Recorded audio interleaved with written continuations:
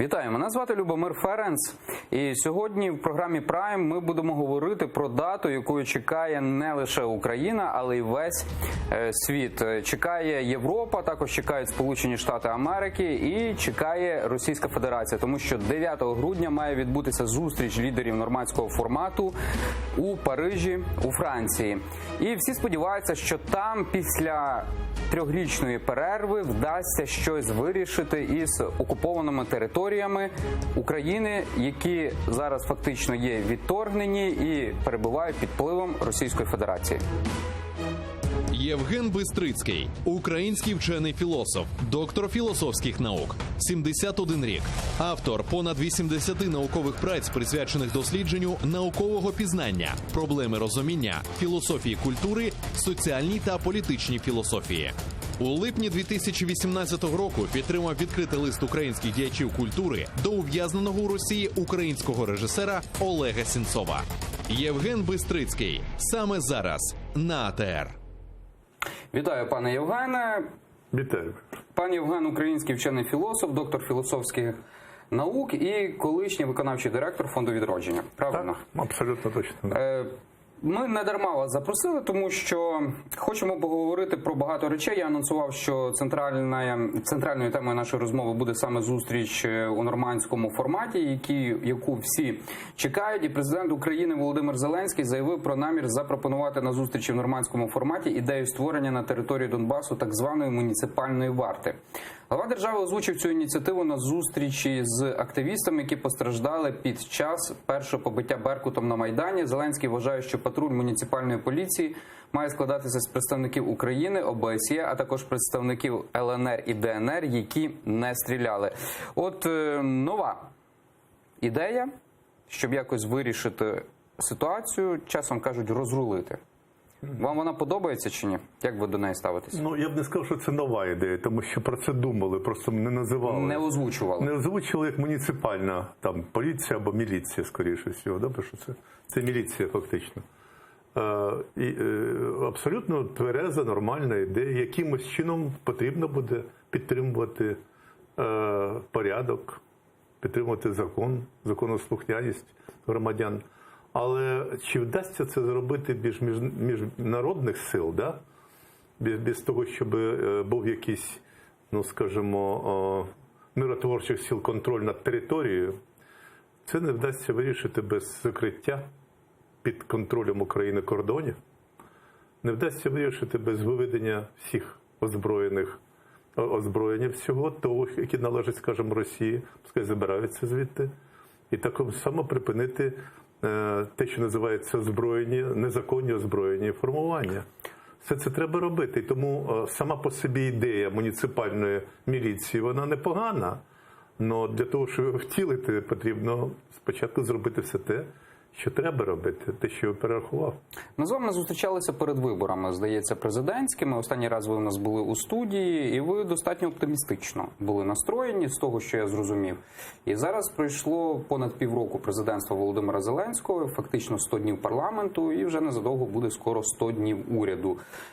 Ви стали більш оптимістичні, більш песимістичні, скептичні чи реалістичні?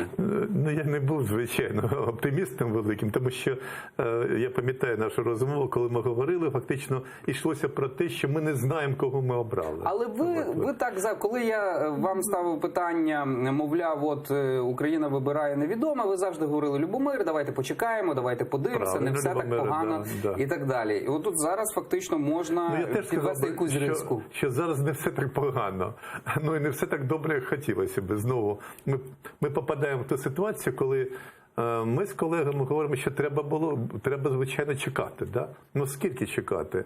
Багато хто мені говорить: ну давай почекаємо до весни. Інші кажуть: ні, хоча б рік треба дати новій владі. Но те, що зараз відбувається з владою, незважаючи на те, що в Україні, в принципі, стабільність якась залишається, я би не сказав, що це надихає дуже сильно. Я маю на увазі, ну, по-перше, мовчання самого президента. Да?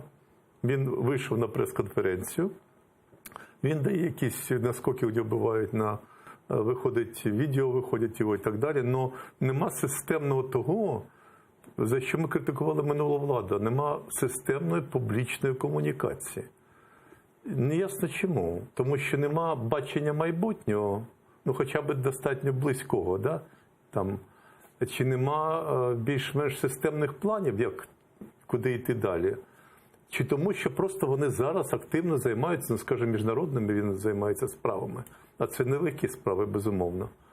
З іншого боку, в парламенті ми бачимо багато скандалів, розшарування великої нашої більшості, да, «Слуги народу». Виникають дуже неприємні для них ситуації. От.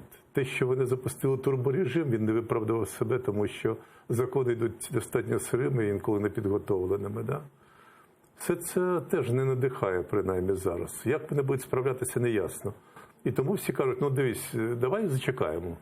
І коли вже будуть перші результати або негативні, або більш позитивні. Тоді, я так зрозумів, ми вас ще раз запросимо в ефір через півроку, вже буде рік, і тоді ви вже конкретніше зможете. Тоді вже, думаю, всі скажуть конкретно. Ну от що зараз? Зараз ми можемо говорити. Ну, принаймні те, що, з чим їде зараз Зеленський, нормандський формат оцей, да, на нормандську зустріч. І я вчора зустрічався в Міністерстві закордонних справ Німеччини, і ми говорили про це. Очевидно, що він мусить дотримуватися того, що називається червоні лінії, безумовно. От. І я думаю, що принаймні із того, що озвучується не стільки ним, скільки Єрмаком, за певними виключеннями, воно може бути прийнятним. А які виключення? Ну, по-перше, неясно, що Єрмак говорить про конституційну реформу, яка мусить торкатися децентралізації, тобто надання повноважень місцевим органам. Всім в Україні, не конкретно ОРДЛО. От, і я, чесно кажучи, те, що я знаю про реформу децентралізації, оскільки фонд був причетним до того, щоб підтримувати розробку з експертами самої концепції децентралізації, коли це було треба. Я не бачу, що особливий статус треба надавати ОРДЛО. Що саме? Муніципальну міліцію ставити туди на рік, там, на два для них? Ну, це не є конституційна річ, так? Це можна робити в інший спосіб. От. І тому я не зовсім це розумію, що значить для них буде якась особливий статус. Настільки глибокі даються повноваження місцевим органам влади зараз, що які ще потрібні повноваження, я не можу собі уявити. Да? Ну, і йдеться далі про ініціативу, яка прозвучала. Вона як ініціатива з боку української сторони.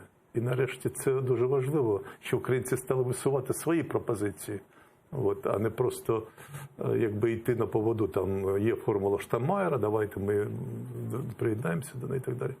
Ідея того, щоб в Мінському процесі, в договорах по Мінському процесу приймали участь не лише представники, як зараз, окупованих територій, а оскільки велика частина із колишніх 6 мільйонів приїхала на Україну, не менше, ніж в Росію, принаймні, от, навіть більше, то ідея, на перший погляд, непогана, а саме взяти ці по 9 районів в кожній області, там, да, виходить 18 чоловік, вони призначають собі, вибирають, і 18 людей із тих, які мали прописку там, жили там, переміщені зараз, і вибрати серед цих людей, ну, значимі постаті там.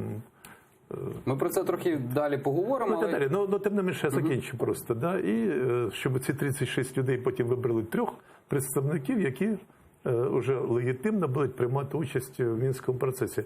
Сама по собі ця ініціатива як ініціатива, як рух наш вперед, або пропозиція щось, це важливо. Наскільки вона реалістична, це інша справа, і можна про це говорити досить довго. Рейтинги Зеленського падають. Про це свідчать результати опитування Київського міжнародного інституту соціології від 22-25 листопада. Наші редактори підготували інфографіку. Увага на екран. Протягом осені частка тих, хто ставиться до Зеленського позитивно, зменшувалась. 73% в вересні, 66% в жовтні, 64% на початку листопада, 52% в кінці листопада. Частка тих, хто ставиться до Зеленського негативно, протягом осені зростала. 7% у вересні, 9% в жовтні, 12% на початку листопада, 19% в кінці листопада. А на вашу думку, це закономірний процес і нічого страшного немає? Через це проходили фактично всі президенти України? Ну, у нього рейтинг зберігається достатньо краще, ніж у інших попередніх президентів. Це ясно, тому що 50% це великий рейтинг, в принципі, довіри. От. Ну, те, що він так упав за 2 місяці, це говорить про те, що люди починають уже раціонально оцінювати ситуацію. Да? Що, я думаю, підриває рейтинг? Давайте подумаємо разом. Да? Ну, по-перше, очевидно, що дає мінус рейтингу – це закон про ринок землі. От. Я думаю, що є, на мій погляд, це дуже важливий закон. Його потрібно проводити. І те, що він кладе частину свого рейтингу виборчого на це позитивна річ, безумовно, і треба за це достатньо позитивно це оцінювати. Да?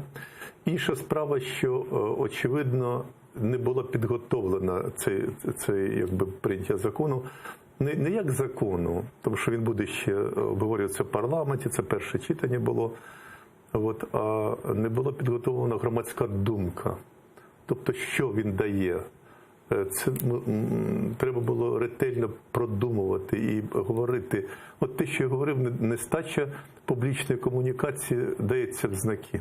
От. Ну, бачите, я також думав про ці всі речі. Да. Я вам скажу, як журналіст, у нас в більшості випадків засоби масової інформації, я також погоджуюся, що питання ринку землі є надзвичайно актуальне. Як на мене, воно є більш актуальніше, ніж деякі переписки депутатів, так, які є в засобах масової інформації, є топ-темою 2, 3, 4 дні, цілий тиждень. І мало йде роз'яснень фактично про закон, який може глобально змінити ситуацію в Україні.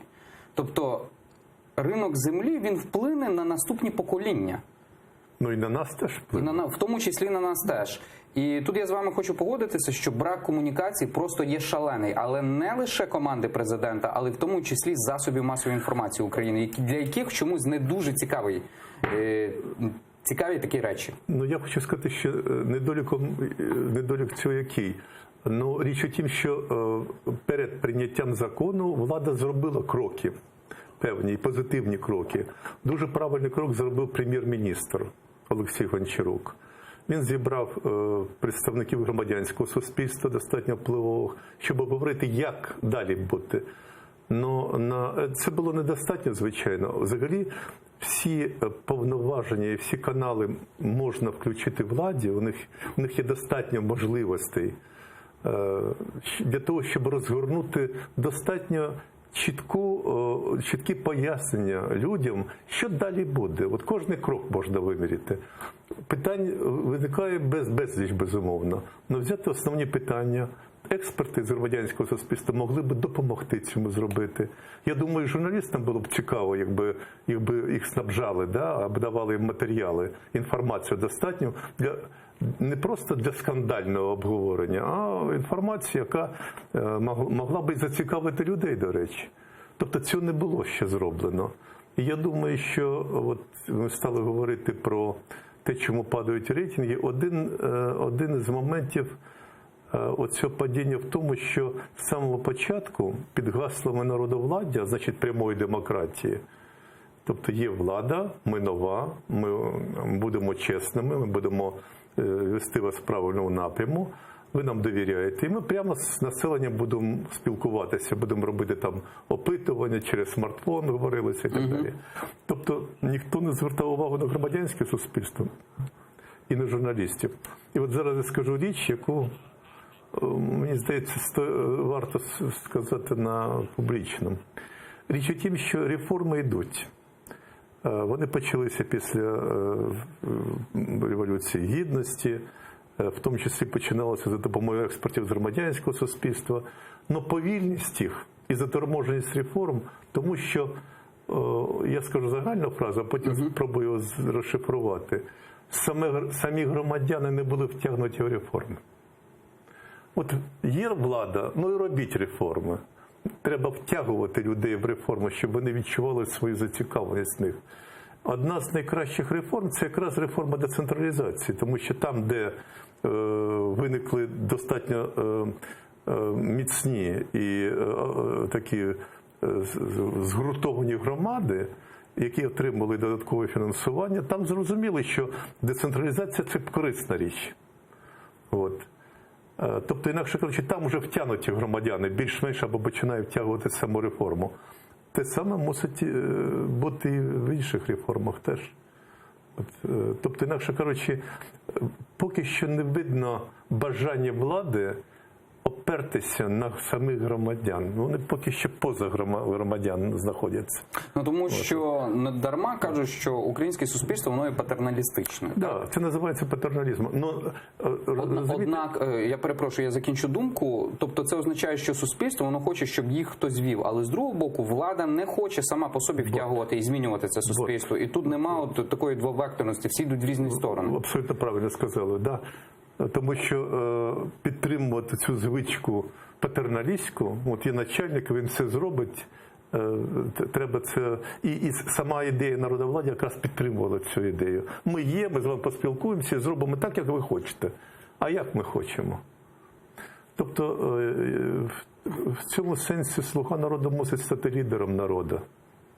От, не вождем, да, не вождійський такий мусить бути розвиток, а лідером. І це те, чого зараз не вистачає, я думаю, владі. Да? От гілкам влади я маю на увазі самому президенту, і парламенту, і до певної міри і кабінету прем'єр-міністра, кабінету міністрів. Але попри те, що рейтинг падає, взагалі є великі досягнення, тому що президент України, це перший президент України Володимир Зеленський, який потрапив на обкладинку журналу Time. Це, ну, я вважаю, особисто досягнення, так? І хоча підпис був «Man in the middle», людина посередині, і так журналісти хотіли показати, що, мовляв, він знаходиться між двома країнами, Сполученими Штатами Америки та Росією. І коротко скажу, про що там говорилося. Володимир Зеленський не боїться питань про імпічмент президента США Дональда Трампа, але описує лише власні мотиви. Він не довіряє нікому і, ймовірно, підхопив хворобу політиків цинізм. Про це йдеться у великій статті журналу «Тайм» про Зеленського. У цьому випуску фото президента України буде на обкладинці. Цю обкладинку ви зараз бачите на екрані. Так? І оцей напис є «The man in the middle». 9 грудня – це дата, яку чекає не лише Україна, але й Європа. Не знаю, чого очікує Російська Федерація до кінця, тому що всі думають, що щось має статися, яке зрушить з місця Мінський процес, який фактично заморозився у 2016 році. Остання зустріч ледве відбулася. Зараз з ініціативи Володимира Зеленського відбувається ця зустріч. Приїде і Макрон, і Меркель, і Володимир Путін. Чого ви особисто очікуєте? Ви думаєте, що відбудеться там якесь зрушення, от саме 9 грудня? Я думаю, що сама по собі факт зустрічі дуже позитивний. Чому? Тому що ця зустріч стала можливою завдяки тому, що у нас новий президент. Якщо є нова політична постать, політична фігура, то, очевидно, вже само це слово «нова» і сама ця нова постать дає, якби відкриває вікно можливостей. Уже завдяки цьому стала можлива ця зустріч. А от що вона дасть? Ну, я вже перерахував деякі речі. Мені подобається, що, в принципі, Зеленський, так як це говорив Єрмак недавно в Chatham House, у нього була конференція в Лондоні, да. Все правильно достатньо поставлені акценти, розставлені акценти. Да? Тобто, інакше кажучи, йдеться про те, що мусить бути не тільки довготривалого припинення вогню і розведення військ. Пане Євген, давайте послухаємо, що сказав пан Єрмак, помічник президента, заявив про можливість реалізації плану Б щодо Донбасу, який передбачає будівництво стіни з тимчасово окупованими територіями. Такий сценарій можливий, якщо Російська Федерація не погодиться на мир під час нормандського саміту, заявив Єрмак під час виступу в Чатам Хаусі у Лондоні. Давайте послухаємо пряму мову пана Єрмака. Якщо ми не побачимо готовності з боку Російської Федерації йти до миру, виконувати мінські домовленості, що ж, тоді будемо буквально, а не фігурально, будувати стіну і жити з цим далі. Задіємо досвід Ізраїлю. Про план Б багато говорять, так? І от, зокрема, невелика партія «Голос», фракція, яка існує у парламенті, вона перша озвучила, її представники – це Сергій Рахманін, колишній журналіст, що, мовляв, нам потрібно усвідомити, що ми мінський процес не зрушимо з місця, і тому конфлікт треба морозити. І також я думаю, що в тому самому руслі зараз говорить пан Андрій Єрмак, тому що заморозка конфлікту, вона передбачає в тому чи іншому вигляді кордон або стіну. Ну, я думаю, що це одна з можливих версій. Причому вона найбільш така проста, яка проситься. І зрозуміло. От і зрозуміло, да, всім. Ну, річ в тім, що, ну, скажімо, чому та версія або та пропозиція, яка довго обговорювалась перед тим, минулий рік, принаймні, позаминулий рік, йдеться про залучення міжнародних миротворців, міжнародних сил миротворення, фактично, під егідою ООН, туди би входили ОБСЄ і так далі. Чому ця ідея не звучить, я не зовсім розумію. Тому що одного плану не вистачає. Ідея зупинилася, якщо мені не зраджує пам'ять, наприкінці 2017 року, тоді, коли Курт Волкер, коли був великий обмін, він сказав, він дуже так оптимістично тоді був настроєний, і сказав, що ми сподіваємося, що до кінця року, принаймні, буде готовий меморандум, де ми узгодимо всі позиції щодо миротворчої місії. І от 2017 рік – все. От я не розумію, я, чесно кажучи, випустив з виду, я не знаю, чому це не закінчилось. Ну, мені здається, Порошенко постійно нагадує про це. Тому що Російська Федерація хотіла ввести в миротворчий контингент лише на лінію розподілу, да? Здається, і також представників там Казахстану, навколо того також точилися дискусії. Справа не в тому зараз, як це буде, Росія пропонує. Справа в тому, щоб пропонувати, тобто перехопити ініціативу називається, да? Тому що зараз відчуття, що все-таки недостатньо ініціативне з нашого боку. Чому це важливо? Тому що перехопити ініціативу – це сам настрій нормандських зустрічей буде показувати, що в даному випадку Україна бажає створити мир вже в кінці кінців, да? І Росія чинить опір. От частково це є зараз в тому, що говорить Єрмак. Ну от я знову говорю, ну побудувати стіну – це побудувати стіну, да? Побудуємо. Ну тоді і ясно, що тут виграє знову-таки Україна, тому що, а що робити з цими окупованими територіями? А Росія не може їх забрати. Це міжнародне право їй не дозволяє, да? От. В кінці кінців там війна. А Україна в даному випадку буде якби, ну, мати пріоритет в даному, такий моральний. Ну от такі от думки і, звичайно, очікування величезні. Я з цього приводу хотів би сказати от про цю ініціативу, яку висунули три партії. Да? Це Європейська Солідарність, це Батьківщина і Голос.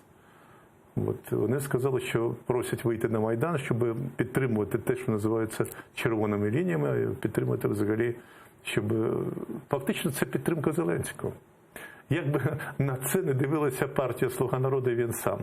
Чому це важливо? Тому що тоді наші західні партнери будуть відчувати, що тут є, ну скажімо, рішучість народу відстоювати правоту, свою правоту і відстоювати пріоритет України в виконанні Мінських угод. І особливо тих, які відносяться до червоних ліній. Не тільки припинення їхнього розведення їх, але в кінці кінців і контроль України над цією територією аж до кордону.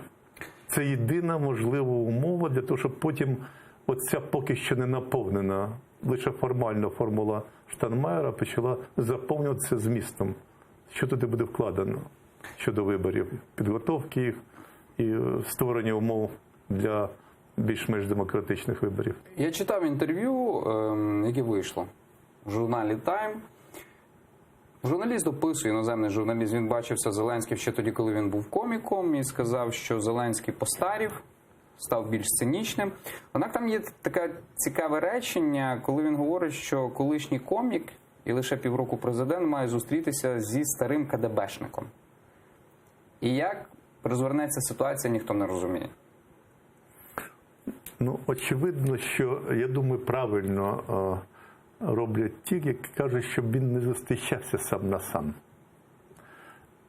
Чому? Це можна зрозуміти психологічно, тому що він як президент іще новий. Він іще не набрав досвіду, щоб говорити з цим достатньо освіченим і дійсно цинічним бібістом. Да? Тому що там можна щось сказати, і ти психологічно будеш відчувати свою залежність від сказаних слів. От як приблизно, знаєте, коли Зеленський говорив з Трампом, він вже не знав, що буде їх розмова оприлюднена. І він сказав там деякі зайві фрази, да, щодо недостатньої допомоги європейських колег, от і так далі. Те саме може бути навіть коли він буде зустрічатися з Путіним. І тому порада зустрічатися принаймні з представниками, скажімо, з Макроном і Меркель разом з Путіним, це дуже здорова порада. От це, очевидно, те, що зараз пропонується йому. Як він це буде дотриматися, подивимося. Я боюсь, що у нього запал такий ще не пройшов від перемоги. Юнацько-максималістичний, так? Ну, я не знаю, це не юнацький. Я думаю, я запал після виборів ще. Він відчуває себе на коні, і тому він може тут згоряча зловив кураж, який ще досі не проходить, так? Так, зробити не дуже правильні кроки. От на вашу думку, ви сказали, що ви не бачите стратегії. Попередній владі часто закидували Петру Порошенку особисто, що він не має ніякої стратегії, що робити з тими територіями, ні як їх повертати, ні коли він поверне, що там, як їх реінтегрувати. Ви на даному етапі бачите, поїхав чи поїде Володимир Зеленський, він їде зі стратегією, чи, знаєте, як в нашому суспільстві прийнято говорити, що він піде по приборах, так? От, як піде, так піде. Якщо не вийде з планом А, буде план Б. Якщо не буде план Б, то буде план С. Любомире, тут не може бути стратегії. Тому що стратегія – це коли ти плануєш сам і сам робиш. А коли планують, принаймні, у нас є 3 партнера, да? Якщо не 4. Це Путін, це Макрон і Меркель, це ми, наш головний голос, да? І ще там є люди, які живуть на тій території, які тут є. Тобто багато голосів. І виробити стратегію. Я думаю, що найбільш правильна стратегія – це крок за кроком. Но тоді треба правильна тактика. Тому сьогодні ми говоримо з вами тактичні кроки. А саме, наприклад, тактика не зустрічається сам на сам. Пане Євгене, я хочу вам... Ну і так далі. От і все.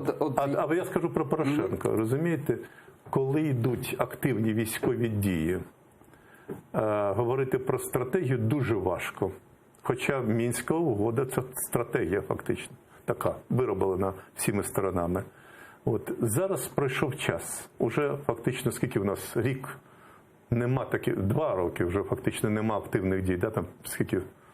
люди гинуть, але таких загострень немає. Дій, да? І тому час, коли може бути стратегія, він наближається.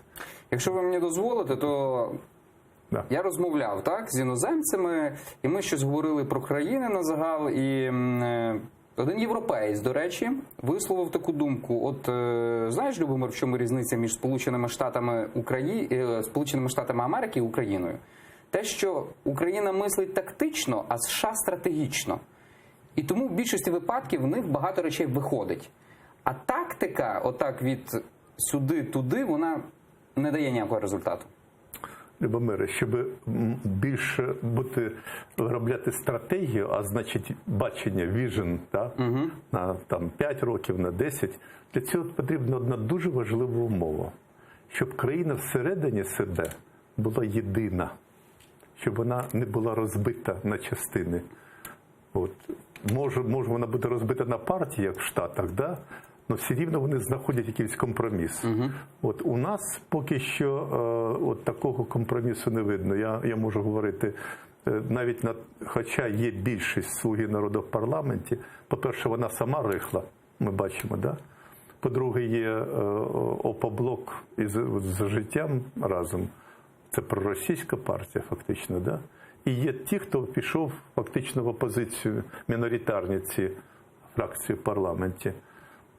І вони відбивають різні голоси населення. Тобто того єдності економічної сили, такого благополуччя, яке є в Штатах, ми не спостерігаємо. Тому про стратегію дуже важко говорити.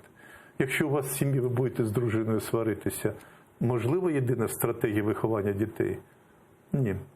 Тобто от це саме головне. Тому я думаю, що, можливо, зараз тактичні речі самі важливі, а от коли я говорю про стратегію, про бачення майбутнього, то це не відноситься в даному випадку до самого факту конфлікту з Росією, да, військового конфлікту і агресії Росії, а йдеться про те, щоб ми бачили перспективи реформ.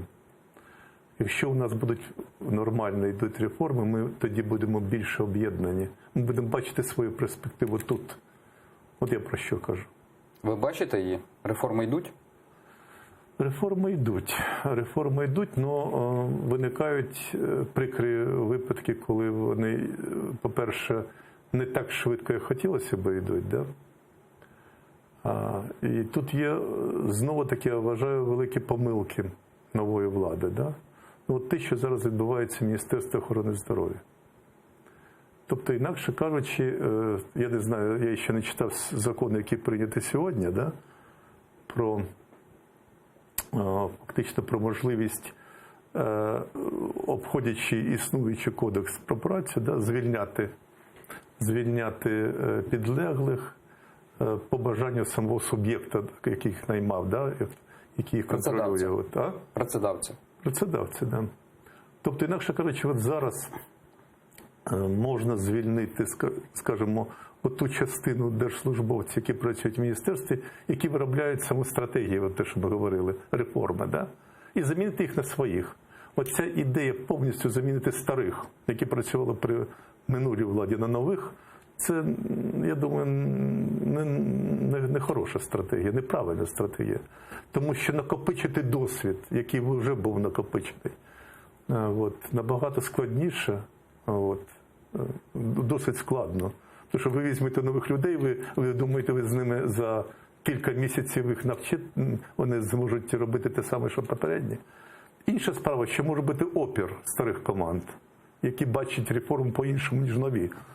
Но все це долається, я думаю, при сильному керівництві. Принаймні, це більшовицький наскок, коли всіх старих треба скинути і набрати нових своїх. Це не досить правильно. І це для реформ, це тормозить реформи, безумовно.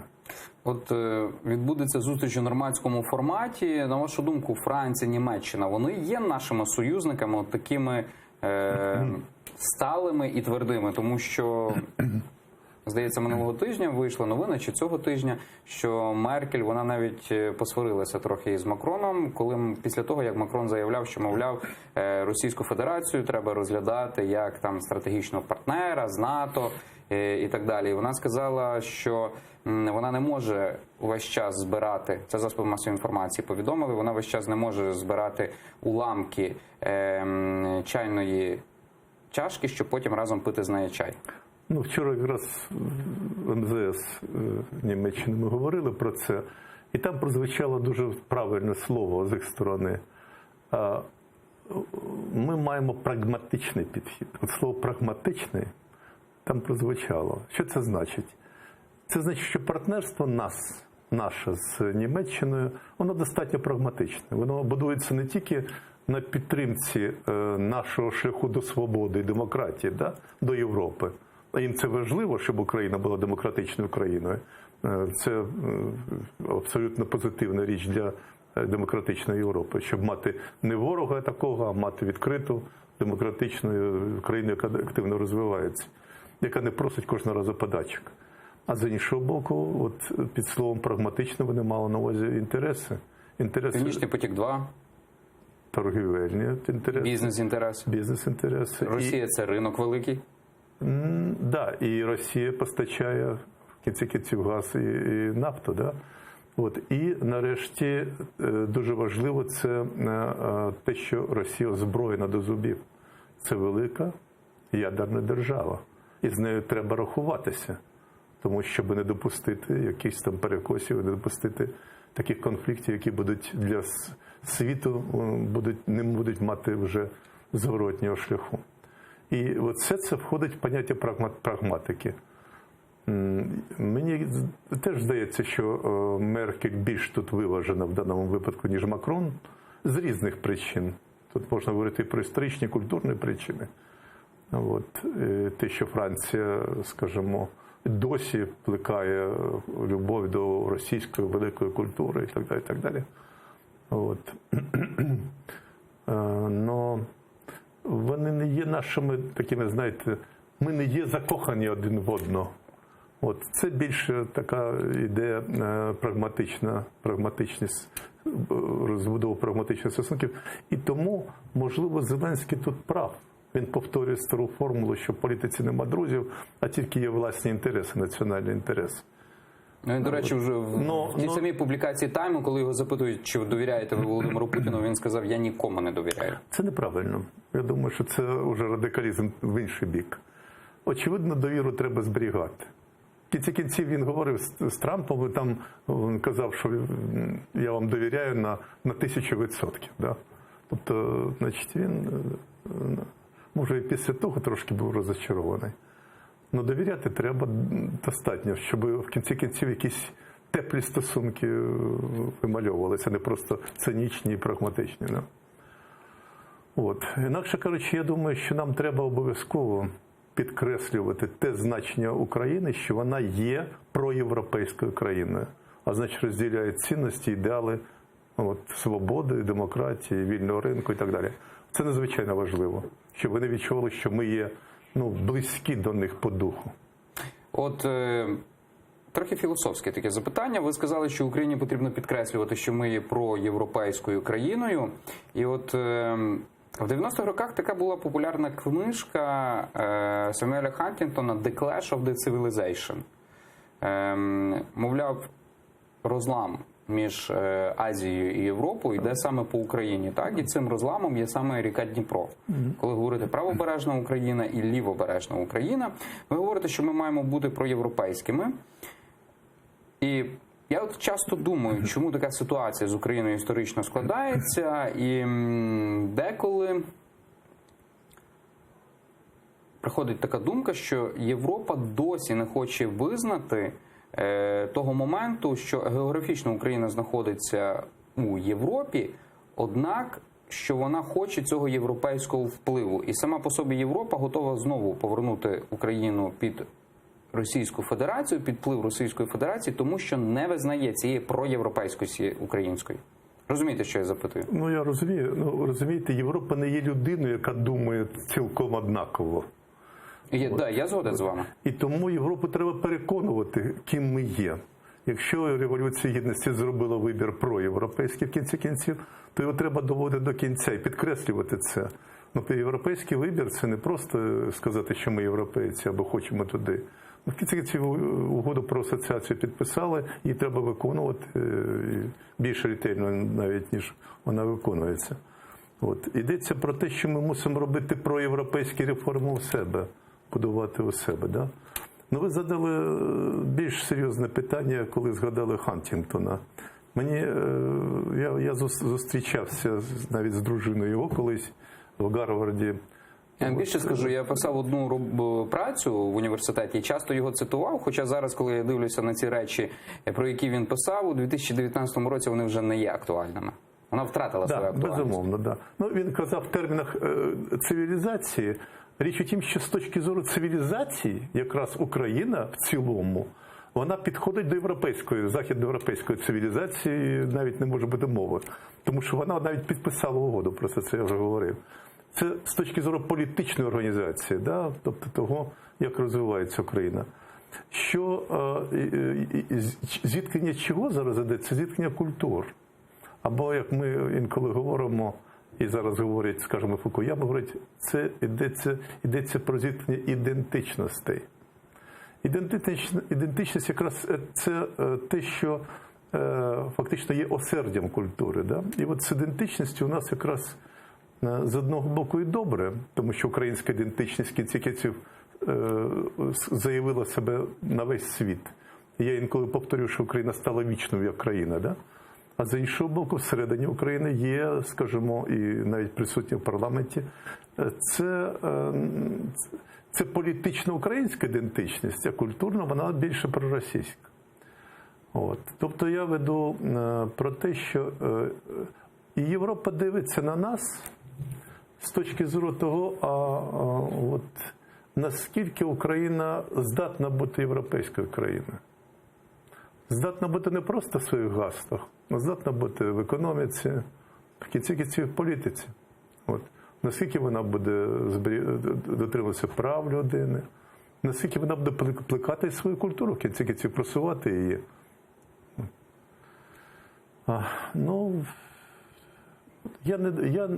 Розумієте, скажімо, пару років тому була в Німеччині конференція дуже цікава, де обговорювалася, і вона повторилася в Києві, де якраз говорилося про те, що Німеччина дуже часто говорить про те, що вона має певні зобов'язання після Другої світової війни перед Росією. Да? От, а там якраз підкреслилося, що взагалі-то Гітлер спрямовував свої основні сили на те, щоб заграбастати Україну, найбільш плодючі землі тут. І в Україні загинуло пропорційно більше людей, ніж в інших республіках. От. І тому фактично більша відповідальність мусить бути і не менша, ніж перед Росією, перед Україною. От це дійсно ще важко доходить до, скажімо, навіть до німців. Вони бачать Україну як ще частину Росії. Хоча ви згадували, що на обложці журналу «Тайм» є портрет буде Зеленського. От не було б щастя, так нещастя допомогло, як кажуть. Да? Тобто те, що він опинився в такій якби незручній ситуації між двома гігантами, от, я маю на увазі гігантами не стільки Росії економічно, скільки озброєний такий, да? От, бандит, я б сказав. Да? От, то це допомогло йому висвітитися, і це дуже важливо для того, щоб про Україну заговорили. І я чув, скажімо, і від тих, хто зараз був в Америці, що от Андрій Курков пише про це в Фейсбуці, от, те, що зараз такий момент, коли всі говорять, всі вже знають, що таке Україна, що вона не є Росією, очевидно. Але там Україна стала токсичною в Сполучених Штатах Америки. Ні. Ну, це, розумієте, будь-який скандал допомагає, до речі. Ви ж самі це знаєте. Журналісти люблять скандали, і на скандалах інколи заробляють імена не журналісти, а люди, про яких пишуть. От. Тобто, я думаю, що це використати цей момент було б, звичайно, дуже добре. От ви сказали, що європейські країни, вони є достатньо прагматичними. Можна зробити висновок, що фактично Зеленський їде туди сам.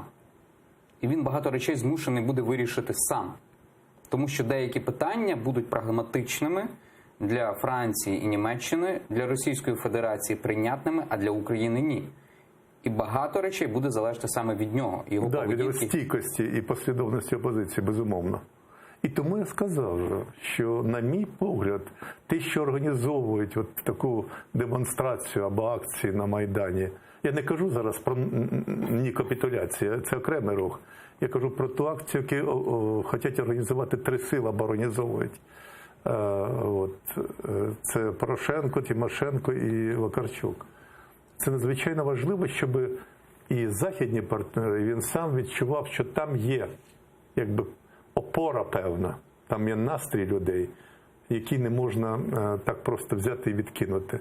Ігнорувати. От, ігнорувати не можна, безумовно. І це, як би він критично, можливо, до цього і «Слуга народу» в цілому команда не відносилась, як до демонстрації опозиційних до них, все рівно треба прийняти їх як позитивно. Я би, не знаю, на місці представників «Слуги народу» пішов би і виступив би на Майдані. Перед цими людьми. Звичайно. Крим. Ми дуже багато говоримо про окуповані території Донбасу, райони Донбасу, Луганської, Донецької областей, але дуже мало зараз говориться про Крим. І наскільки я зрозумів, Володимир Зеленський хотів якесь питання щодо Криму піднімати на зустрічі у нормандському форматі, але Володимир Путін, президент Російської Федерації, він відповів, дав заяву, що, мовляв, якщо Володимир Зеленський хоче говорити, то він буде говорити, але кримське питання, воно є закрите. І от вже скільки років пройшло, ми говоримо про 6-й рік. З Кримом питання досі стоїть і шляху не видно.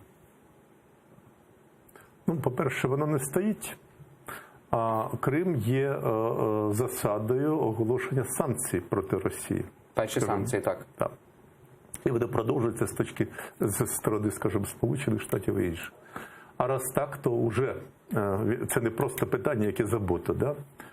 Наскільки його можна піднімати і слід піднімати на переговорах нормандських? Ну, я думаю, що, очевидно, всі будуть налаштовані, щоб винести за дужки Крим. Тому що, знову-таки, йдеться про таку тактику, де зараз буде вирішуватися абсолютно конкретне питання мінських домовленостей, в яких не згадується про Крим. Вони можуть говорити між собою, воно може бути згадано, і було б, звичайно, непогано, якби Зеленський чітко сказав, що ми не поступимося. От скільки ми будемо Україна, стільки, очевидно, ми будемо говорити про повернення Криму. Це було б важливо десь сказати про це. От, но сам зміст нормандських переговорів, він не буде входити безумовно. Що тоді робити? Всі знають відповідь, але вона складна. Треба робити Україну європейською країною, міцною економічно, міцною культурно, морально і в кінці кінців озброєно такою, щоб на неї ніхто не зазіхав. І на вашу думку, якщо є певні фактори, так, обороноздатна країна, економічно потужна, то після цих всіх речей, які ви перерахували, то Крим сам по собі зможе якось повернутися до України? Ні, сам по собі він ніколи не повернеться, тому що Росія не буде віддавати його. От, і потім ми знаємо випадки, коли навіть бідні країни тримаються таких авторитарних і тоталітарних режимів, як Північна Корея. Да? От. І вони мають приклад Південної? Мають приклад Південної, але тим не менше залишаються таким, як є. От. Я думаю, що все-таки час грає на нас. Я думаю, що процеси, які відбуваються в Росії, говорять, що так чи інакше вона зміниться, безумовно. Зміниться в гіршу сторону чи в кращу, я не знаю, але, скоріше всього, вона буде тягнутися до європейських якихось там орієнтирів, да, і цінностей. От. Значить, зараз ми вирішуємо питання Мінських угод, питання реінтеграції наших східних територій. І, очевидно, це потягне за собою увагу, причому дуже сильну увагу до кримського питання. Це буде і міжнародні суди, і голос міжнародної громадськості підніматися. От. І ще раз, чим атрактивніше, чим привабливіше буде Україна не для міжнародного, от для тої якби загального образу Європи, тим нам, очевидно, більше буде приближатися час, коли Крим знову повернеться до нас. Ми фактично, можна сказати, стараємося робити якісь перші кроки щодо повернення окупованих територій в Мінському процесі, однак є більш ширше поняття, як поняття реінтеграції. На вашу думку, тут є розуміння у влади? Не знаю, 9 грудня Володимир Путін каже, що добре, забирайте там собі ці території, беріть під контроль кордон, проводьте собі якось вибори ті, які ви хочете, згідно Конституції і коли хочете. Однак ці території треба реінтегрувати. все-таки війна, яка розділила українське суспільство, і легко можливо повернути фізичну територію географічно, однак людські уми надзвичайно важко. Ну, не тільки географічно, скажімо, розвивалена інфраструктура, економічно її треба Повністю, піднімати. так. Це величезні кошти. Значить, треба буде якимось чином навіть активізовувати міжнародну спільноту, щоб вона допомагала. Ну, не це навіть головне. От зараз я хотів би конкретніше говорити про такі речі. Скажімо, прозвучала ініціатива така, що треба налагоджувати діалог тих жителів, які живуть на окупованих територіях, з тими, хто є переміщеними особами, тут живуть. Пускай вони між собою якимось чином починають дискусії, да, і дебати щодо того, що далі робити в тому числі. Я знаю про деякі спроби, які були.